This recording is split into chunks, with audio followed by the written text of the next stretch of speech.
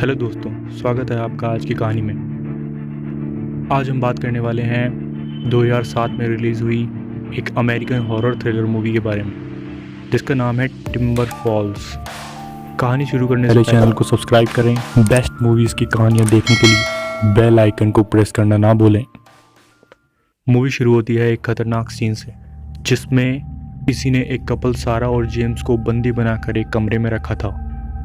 सारा के दोनों हाथों में कीलें गड़ी थी, जबकि जेम्स को एक खंबे पर लटका रखा था। उनके चारों तरफ खून था और खून से सने कुछ औजार भी पड़े थे। सारा बड़ी मुश्किल से किसी तरह से अपने हाथों को छुड़ाकर वहां से निकलकर भागती है, और तभी हम देखते हैं कि जेम्स के पास एक आदमी आकर खड़ा हो जाता है, जिसने काला कोट पहना था। उसका चेहरा कुछ ऐसा था। वो तभी जेम्स को करंट लगाकर मार देता है और सारा के पीछे अपना ये डबल ब्लेड वाला हथियार लेकर दौड़ता है। उधर सारा जंगल में अपनी जान बचाकर भागते हुए एक चट्टान के पास आकर खड़ी हो जाती है, क्योंकि उसे आसपास और कोई रास्ता नजर नहीं आता। तभी वो काले कोट वाला आदमी वहां पर आ जाता है। अब सारा उसके टॉर्चर से बचने के लिए उस चट्टान से कूदकर सुसाइड कर लेती है। इस घटना के कुछ टाइम के बाद हम माइक और शेरिल को देखते हैं, जो कि यहाँ अपनी एक हफ्ते की छुट्टी एंजॉय करने के लिए आए थे। वे दोनों अपनी यात्रा शुरू करने से पहले वहाँ रेंजर पोस्ट में जाते हैं, रेंजर से साफ रास्ता पता करने के लिए। रेंजर उन्हें 2 सेफ रास्तों के बारे में बताता है, लेकिन उन सेफ रास्तों पर जाने से पहले उन्हें एक लेडी मिलती है, जिसका नाम है आइडा। आइडा उन्हें एक अलग ही रास्ते पर जाने की एडवाइस देती है। वो कहती है कि ये रास्ता सुनसान जरूर है, लेकिन इस रास्ते पर नेचर ब्यूटी एक नंबर है। उस रास्ते की स्टार्टिंग में एक बोर्ड लगा था, जिस पर लिखा था टिम्बर फॉल्स। वे दोनों पागल भी उस लेडी आइडिया की बात मान लेते हैं और उस रास्ते पर जाना ज़्यादा पसंद करते हैं, नेचर की ब्यूटी का मज़ा लेने के लिए। जैसे ही उन्हें मौका मिलता है, वे दोनों इंटीमेट हो जाते हैं कि तभी वहाँ पर कुछ लड़के आ जाते हैं और उनके अच्छे खासे कबाब में हड्डी बन जाते हैं। वे सारा को छेड़ने लगते हैं। माइक के पास गन थी, लेकिन सारा के कहने पर वो कुछ नहीं करता। बाद वे लड़के उन्हें छोड़ने के बदले उनसे पैसे मांगते हैं। माइक उन्हें पैसे दे देता है और कुछ इस तरह से उन्हें उन लड़कों से छुटकारा मिल जाता है। इसके बाद शेरिल माइक से वो गन फेंकने को कहती है, क्योंकि उसको लगता है कि गन सिर्फ दूसरों का मर्डर करती है, और वो पागल माइक भी उसकी बात मान लेता है, यानी कि वो गन को फेंक देता है। शायद वे दोनों पागल भूल गए थे कि वो बेचारी गन उस घने जंगल में उनकी प्रोटेक्शन भी कर सकती थी। कुछ देर चलने के बाद वे एक झरने के पास रुकते हैं। वहाँ उन्हें एक रेंजर मिलता है, जिसका नाम होता है क्लाइड। वो उनसे कहता है कि आगे एक लेक है, जहाँ वे दोनों आराम से अपनी रात गुजार सकते हैं। ये रास्ता सच में बहुत खूबसूरत था। वे दोनों अपनी अच्छी फ़ोटो क्लिक करते हैं और नेचर का फुल आनंद लेते हैं। वे दोनों वो रात उसी लेक के पास बिताते हैं, और रात में जब वे दोनों अपने टेंट में बिजी थे, वे ये बिल्कुल भी नोटिस नहीं करते कि उनके टेंट के बाहर कोई है। दरअसल पूरे रास्ते कोई उनका छुप छुप कर पीछा कर रहा था।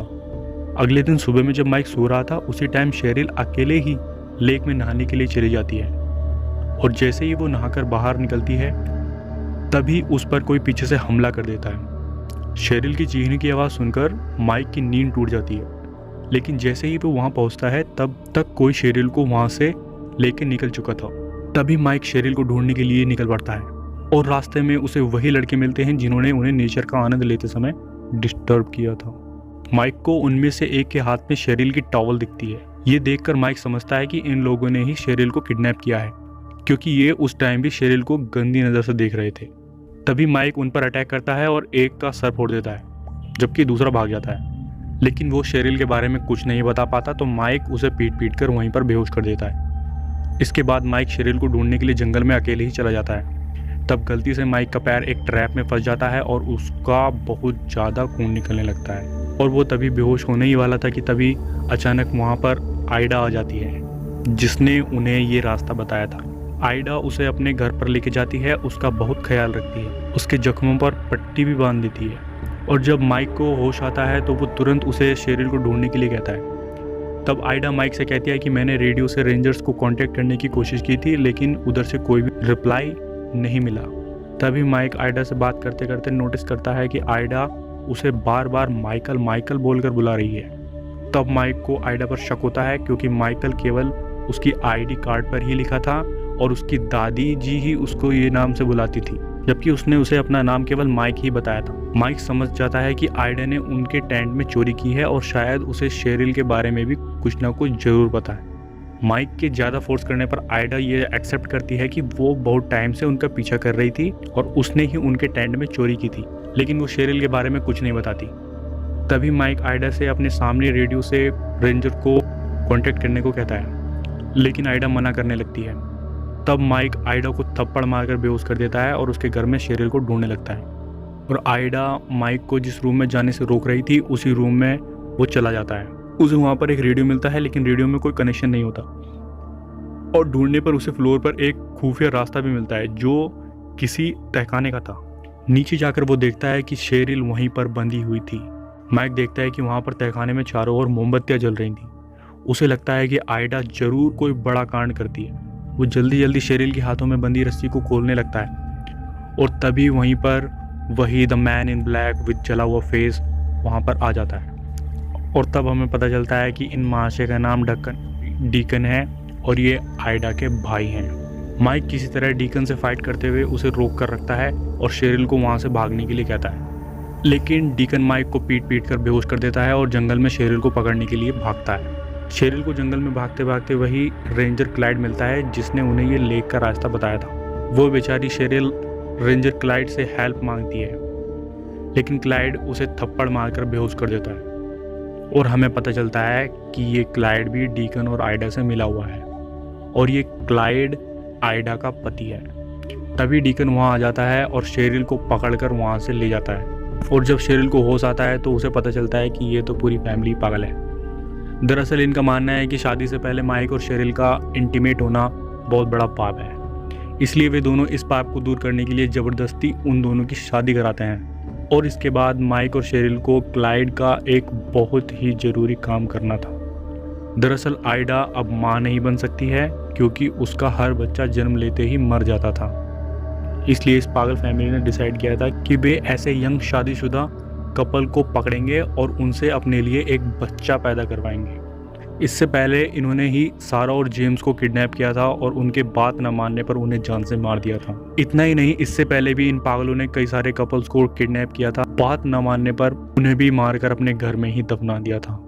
इन सब मर्डर्स की कोई ज़रूरत नहीं थी क्योंकि डॉक्टर ने उन्हें दूसरे मेडिकल प्रोसीजर के बारे में बताया था जिसके ज़रिए आइडा का होने वाला बच्चा जिंदा बच सकता था। लेकिन धार्मिक रूप से पीड़ित इस पागल फैमिली को मेडिकल प्रोसीजर के कंपैरिजन में मासूम कपल्स के ज़रिए बच्चा पैदा करवाना ज़्यादा अच्छा लगा। माइक और शेरिल की शादी हो जाने पर वे उन दोनों को कुछ टाइम साथ बिताने के लिए कहते हैं ताकि माइक शेरिल को प्रेग्नेंट कर सके, लेकिन माइक उनकी बात नहीं मानता। इसके बाद डीकन माइक को बहुत मारता है और उसके जख्मों पर अल्कोहल डाल देता है जिसकी जलन से माइक जोर से चीख उठता है और दूसरी तरफ डीकन शेरिल को भी बांध कर रखता है और साथ ही डीकन की गंदी नज़र शेरिल पर थी। और जब वो शेरिल को परेशान करता है तब आइडा वहाँ पर आ जाती है और तब डीकन वहाँ से चला जाता है। इसके बाद आइडा अपने भाई डीकन की सफाई में बोलती है कि ये बेचारा मेरा भाई अपनी लाइफ में आज तक कुछ नहीं पा सका। बचपन में एक एक्सीडेंट में उसकी ये हालत हो गई और आज वो बोल भी नहीं पाता है और इसलिए वो ऐसा है। इसके बाद आइडा शेरिल को बहुत समझाती है कि वो उसके लिए एक बच्चा पैदा करके दे, लेकिन शेरिल के बात नहीं मानने पर वो पागल आइडा शेरिल की उंगली काट देती है। वो रात ऐसे ही निकल जाती है। अगली रात में वे फिर से माइक को शेरिल के पास भेजते हैं, लेकिन इस बार भी उनका काम पूरा नहीं हो पाता। एक पॉइंट पर शेरिल मान भी जाती है, लेकिन माइक उसे मना करता है क्योंकि वो जानता था कि बच्चे के जन्म लेने के बाद वो पागल फैमिली इन दोनों को मार देगी। इसलिए वो सोचता है कि जान बचाने के लिए ये टॉर्चर उन्हें सहन करना ही पड़ेगा ताकि जब उन्हें मौका मिले वे वहाँ से भाग सकें। दरअसल ये तहखाना ज़मीन से काफ़ी नीचे था जिस वजह से उनकी आवाज़ बाहर नहीं निकल पाती। ऐसे ही इस सन की फैमिली की मार खाते खाते काफ़ी दिन बीत जाते हैं और अब उनकी हालत भी बहुत ज़्यादा ख़राब हो चुकी थी, लेकिन उन्होंने अब भी हार नहीं मानी थी। उधर हमें पता चलता है कि उनकी मम्मी ने भी रेंजर पोस्ट में कॉल की थी क्योंकि शायद नेटवर्क प्रॉब्लम के कारण उनका फ़ोन नहीं लग रहा था। अब पार्क रेंजर्स भी उन्हें सीरियसली ढूंढने लगते हैं क्योंकि उनके एरिया में मिसिंग केसेस कुछ ज़्यादा ही होने लगे थे। इसके लिए रेंजर्स कुछ पैसे देकर उन लोकल लड़कों को भी अपने साथ ले लेते हैं जिन्होंने शेरिल और माइक को परेशान किया था। सबसे पहले इनका शक क्लाइड पर ही जाता है, क्योंकि इनमें से एक लड़का पहले ही माइक के बारे में क्लाइड से पूछ चुका था। क्योंकि माइक ने उसके दोस्त को मारा था, इसलिए उसे अपने दोस्त का बदला लेना था। उस टाइम क्लाइड ने उसे बताया था कि माइक और शेरिल वापस अपने घर चले गए हैं, जबकि उस लड़के ने खुद माइक की गाड़ी वहीं पर देखी थी। तब वो लड़का उसी रात क्लाइड के घर अपने दोस्त के साथ जाने का डिसाइड करता है। इधर ये पागल फैमिली उन दोनों को टॉर्चर करने की नई नई टेक्निक्स निकाल रहे थे, यहाँ तक कि ये लोग गर्म रोड से माइक को जला भी देते हैं। आखिर में जब माइक उनकी बात नहीं मानता तो वे लोग माइक के सामने शेरिल को चोट पहुंचाने लगते हैं। ये देखकर माइक बहुत ज़्यादा डर जाता है और तब वो उनकी बात मानने ही वाला था कि तभी शेरिल हंसते हुए एक राज उनको बताती है कि वो पकड़े जाने से पहले ही प्रेग्नेंट थी। और ये सुनकर वे लोग चौंक जाते हैं, क्योंकि वो बच्चा उनके लिए पाप की निशानी था, यानी कि उनका अब तक का सारा प्लान चौपट हो चुका था। ठीक इसी टाइम वे लड़के जिनको रेंजर्स ने माइक और शेरिल को ढूंढने के लिए पैसे दिए थे, वे छिपकर उनके घर में घुसने की कोशिश करते हैं, लेकिन उनकी आवाज़ आइडा और क्लाइड सुन लेते हैं। वे दोनों चेक करने के लिए ऊपर जाते हैं, लेकिन जाते समय आइडा के हाथों से चाकू गिर जाता है, जिसे माइक उठा लेता है। ऊपर जाने पर आइडा उनमें से एक लड़के को गोली मार देती है। उधर दूसरी ओर उसके दोस्त को तहखाने का रास्ता मिल जाता है। वो जैसे ही अंदर झांकता है तभी उसे माइक मदद के लिए चिल्लाने लगता है, लेकिन इससे पहले कि वो उसकी मदद कर पाता, क्लाइड उसके सिर में कुल्हाड़ी मारकर उसे भी मार देता है और उन दोनों की लाशों को वो वहीं पर ही दफना देता है। आइडा और क्लाइड अब टेंशन में थे, क्योंकि उनका प्लेन जो फेल हो गया था। अब आइडा चाहती थी कि शेरिल ये बच्चा अबॉर्ट करे और सेकंड अटैम्प्ट ले। तब क्लाइड उसे कहता है कि इसमें काफ़ी टाइम लगेगा और दूसरी ओर पुलिस भी उन दोनों को ढूंढ रही है। इस टाइम उन दोनों को मारना ही सही फैसला होगा। वो कहता है कि हम आगे किसी और कपल को पकड़कर उनसे अपना काम करवा लेंगे। आइडा भी उसकी बात मान लेती है। इसके बाद क्लाइड जाता है उन दोनों को मारने, मगर जैसे ही क्लाइड माइक के पास जाता है, माइक क्लाइड की गर्दन में चाकू घुसेड़ देता है और उसी की गन से उसको शूट कर देता है, जिससे उस पागल फैमिली का एक सदस्य क्लाइड खर्च हो जाता है। इसके बाद नंबर आता है आइडा आंटी का। जैसे ही आइडा वहाँ आती है, वो क्लाइड की डेड बॉडी को देख लेती है और तभी माइक उस पर अटैक करता है, लेकिन आइडा माइक के अटैक से बचकर माइक को ही नीचे गिरा देती है। और जैसे ही वो माइक को मारने वाली थी, तभी पीछे से शेरिल उठकर उस पर कुल्हाड़ी से वार करती है, जिससे आइडा नीचे गिरकर बेहोश हो जाती है। अब माइक बहुत ही ज़्यादा घायल हो चुका था, जिस वजह से शेरिल अकेले ही क्लाइड का वॉकी टॉकी ढूंढने जाती है, जिससे वो रेंजर पोस्ट में कांटेक्ट करके उनसे मदद के लिए कह सके। तभी पीछे से डीकन उस पर अटैक करता है और उसका गला दबाने लगता है, लेकिन शेरिल डीकन को धक्का मारकर बड़ी मुश्किल से वहाँ से निकलकर भागती है। बाहर उसे एक अल्कोहल की शीशी मिलती है और एक लाइटर भी मिलता है, और जब डीकन उसे पकड़ने के लिए बाहर आता है तो वो अल्कोहल की शीशी में आग लगाकर शीशी को डीकन के ऊपर फेंक देती है, जिससे डीकन की पूरी बॉडी जलने लगती है। इसके बाद शेरिल वहाँ से भागती है और सीधे माइक के पास जाती है, और वे तभी वहाँ से भागने ही वाले थे कि आइडा को होश आ जाता है और वो एक लोहे की रॉड लेके उनकी ओर बढ़ती है, लेकिन माइक ये देख लेता है। वो तभी शेरिल को धक्का दे देता है और आइडा वो रोड माइक के पेट में घुसा देती है। तभी पीछे से शेरिल उठती है और एक धारदार हथियार से आइडा का गला काट देती है। अब तक माइक बहुत ज़्यादा घायल हो चुका था, ऐसा लग रहा था कि वो अब नहीं बचेगा। शेरिल माइक के बहते हुए खून को रोकने के लिए अलमारी से कपड़ा लेने के लिए जाती है, जहां उसे अपना फ़ोन मिल जाता है। शेरिल जल्दी से इमरजेंसी नंबर पर कॉल लगा देती है।